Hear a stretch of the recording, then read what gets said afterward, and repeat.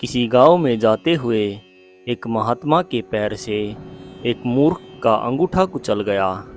क्रोधित होकर उसने महात्मा को इतना मारा कि वह पृथ्वी पर गिर पड़ा।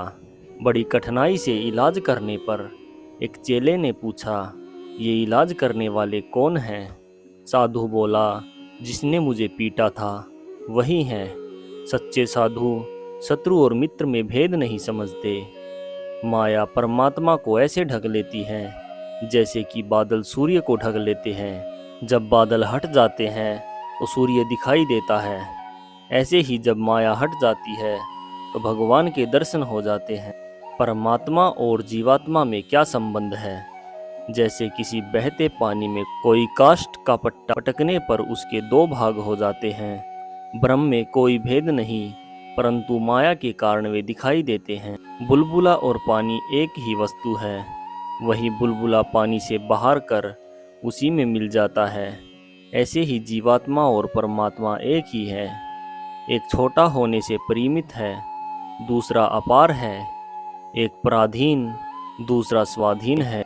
मछली की ताक में बैठे हुए एक बुगले पर एक शिकारी निशाना लगा रहा था। अवधूत बुगले को पीछे की कुछ चिंता न थी।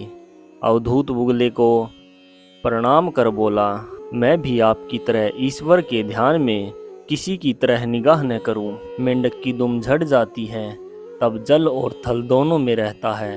इसी तरह अज्ञान रूपी अंधेरा जब नष्ट हो जाता है तब मनुष्य ईश्वर और संसार दोनों में रहता है। जिस प्रकार सरसों की भरी हुई बोरी फटने पर चारों ओर सरसों फैल जाती है, उसको इकट्ठा करना मुश्किल है, उसी प्रकार सब दिशाओं में फिरने वाले मोह के चक्कर में ग्रसित मन को इकट्ठा करना कठिन हो जाता है। ईश्वर का भक्त अपने ईश्वर के लिए सब सुखों तथा वस्तुओं का परित्याग कर देता है। जैसे कि चींटी चीनी के ढेर में मर जाती है परंतु पीछे नहीं लौटती है। जैसे कि दूसरों की हत्या के लिए तलवार आदि की जरूरत पड़ती है और अपने लिए एक सुई की नोक ही काफ़ी है।